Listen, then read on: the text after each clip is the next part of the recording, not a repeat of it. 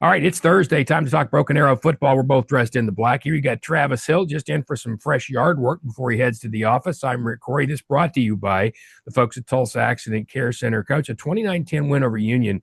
A really good football game, I thought. 15-10 going to the fourth quarter. Both teams had their opportunities. I thought we had a really good game out there. What did your team do in the fourth quarter to separate itself? Well, turnover game. We when we found a way to get a couple of turnovers there. Of course, that's what separated us. That's going into half. Obviously, was a turnover, scoop and score, and then we got that other turnover. And I think when we got that in field position, we were able to take advantage of that and kind of put it out of reach at that time, Rick. And this team continues to improve. You found pieces. Sango had another great night, 148 yards. Quite honestly, I mean, I've seen Roberson run too, and I think he's a very good player. Sango impresses me. That young man's a tackle breaker, and he attacks the line of scrimmage. Yeah, he sure does, and they're very complimentary of each other. And just growing up and being around football from a thousand different ways, you got to have two tailbacks. People don't understand that. 11 people trying to hurt that guy every time he touches the football. So you got to have two complementary tailbacks. I think we do that. They both work well together, give you a different look to a very powerful runner in Corey Sango and great eyes and a home run hitter with Octavian. So both of them serve great purposes and make us a better football team. How much do you want to have them on there on the field at the same time? And it doesn't Well, happen a lot because, like you said, you got to save one. But man, that's got to be something you want to do. yeah, and that Coach Wilkinson's very imaginative with what he does offensively, and those things are always brought up. And believe it or not, I'm sure we do have a piece that we can put both of them on the field at the same time, and that Coach Wilkinson will take that. There'll be a time and place for that when it comes out, and it'll be expanded on when that opportunity does come.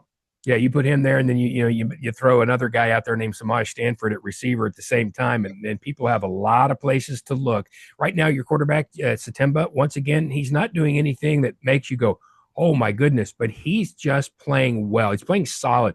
Again, a really good completion percentage. What kind of growth have you seen in him, Travis? Just whenever he won that position, and I want to talk volumes about that. Nothing was given to him as a new coaching staff came in. He took it upon his own shoulders to earn that. Which when you earn stuff, that means you earn respect too to go along with it. So the growth process has been fun to watch as his teammates have gathered around him. Uh, Enjoyed watching him earn that position, and now that he has, that's what he's doing. We do got a great complement of skill kids on offense. As you mentioned. And so he's just doing a great job spreading the wealth and getting the ball where it needs to be. We're not asking a lot of him. Is he capable of it? Yeah, he's shown you those. He can do it. He can put some things on his own shoulders. But he's a smart kid, makes great decisions, and I really love that growth process. And that doesn't matter what level that you have at quarterback and what his ability is, his or her. But the idea is for them to manage games, what a quarterback does. And so from whatever form and fashion, he's done a great job with that, Rick. And like I said, his completion ratio, we're undefeated when he throws, and most people would be when you have a quarterback throws over 70%. Yeah, that's it. That's a good number and something everybody aims for. Let's talk about defense. You're a defensive guy, and I thought your defensive front did a really nice job. That Union running game can be dangerous, and especially in that I call it pyramid formation that they've Yeah. been familiar with the last couple of years. I thought you did a much better job of shutting that down than everybody else. What'd you do differently, or did you just play well? Yeah, just like I said, our kids are playing well on that side of football, and that all comes down to tackling. I mean, you can go back and look at film all the time and say, yeah, bad defense. Well, it wasn't because schematically you were in the right place. You just didn't make tackles. So our emphasis all week was, and again, I'm not being disrespectful to number 0 and 26. I don't know their names, and that's probably good because I'd mess them up anyway, Rick. So the bottom line, those are really good tailbacks and really special, and they do some things really well. They're both great balance, run hard inside. Our whole emphasis was to tackle well all week long.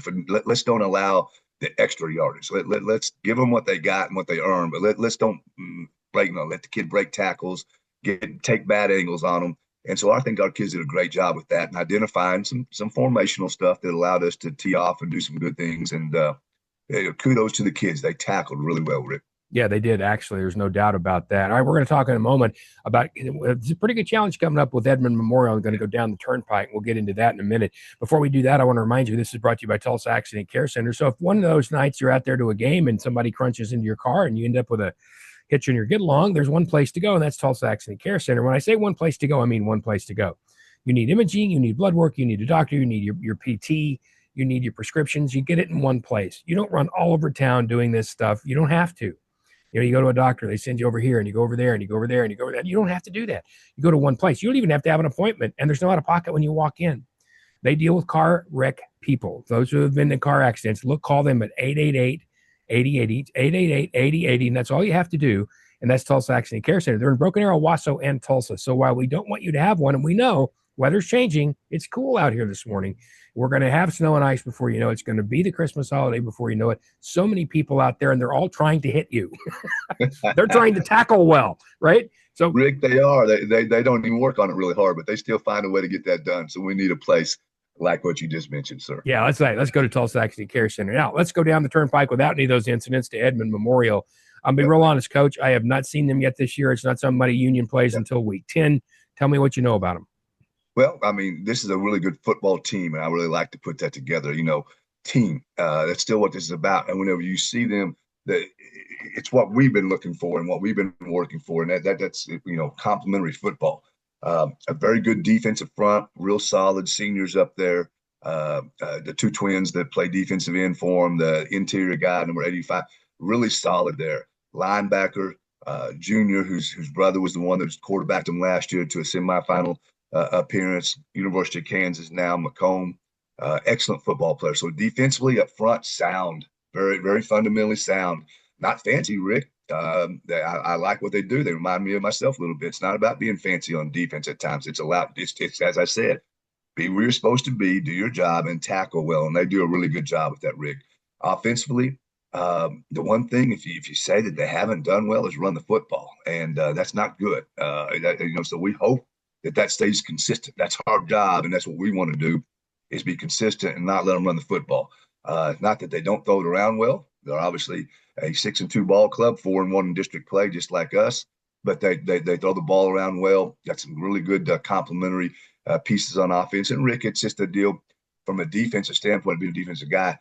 They, for all their personnel settings, they got one group. That's the group you see on the field, and they'll get in every formation that we have in the name of football. Okay, so that's hard to deal with. You don't get any tips and don't get anything that whereas another personnel walks on the field, you can have an identity of we can change personnel or that we can adjust and know what they're getting ready to get into. Rick, they do a great job and give you several formations and getting you out of position. Good football team, Rick. Deservingly so. Tough win for us if they get one. Yeah, that's difficult. Anytime a team doesn't have those personnel changes, it means you can't pace them or anything along those lines. It just makes it that much harder. And they have been in the last few years, yes, really good. There's no doubt about that. Now, you mentioned the most important thing, and that's 4-1 in district for both of you. This is a huge game. How important is it for you to have a home field advantage and a bye week? Yeah, it is. And this is for the bye week. I think we're still fortunate enough see how things work out. We would get a home field playoff game regardless, but the bye week's important. Rick, I think my arithmetic's pretty good. I was really good in math. To win 3 games to win a state championship versus 4, I'll take those 3. Well, the path may be harder over there.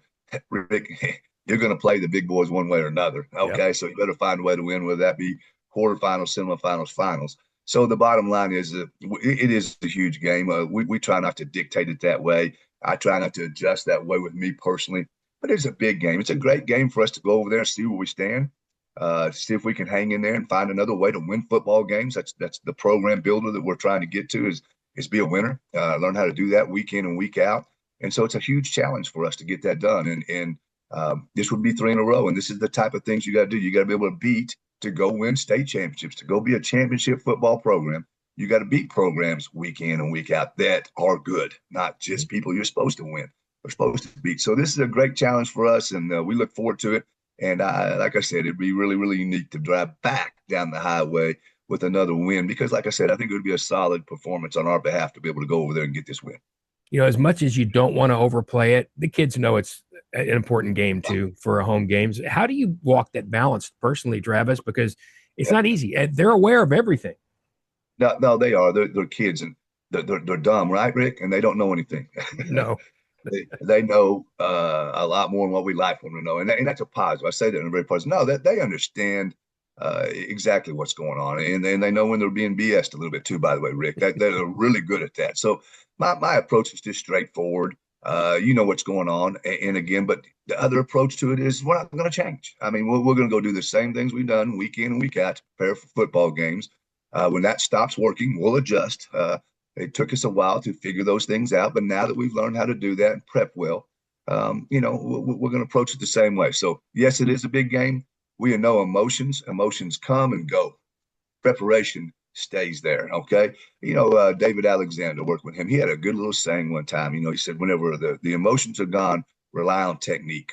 And I just thought, from a professional guy, because they don't always play with emotions on Sundays. They just go out and do their job. And so it's a technique oriented deal. And that's technique means prep, means doing what you've been taught, even though the going gets tough or the going's good. So that's what we try to hang our hat on, Rick, is just consistency. And I think we're getting closer and closer to doing that as a football program. Yeah, I've always said you can start a game on emotion, but you got to end it on execution. You got it. Yep. If you don't, you're not going to win. All right, so if you win, candy on the bus on the way back. It is Halloween. Yeah, I'm a chocolate chip cookie freak. That's my candy. Everybody knows that's my weakness. Okay, a lot of people have addictions. Okay, Coach Hill has one.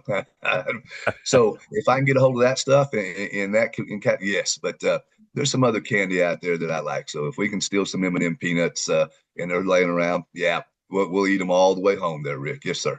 Outstanding. Well, good luck. Be careful traveling. We'll visit about it next week. Look forward to it. It's always a pleasure. Thank you. Go have a blessed day, my man.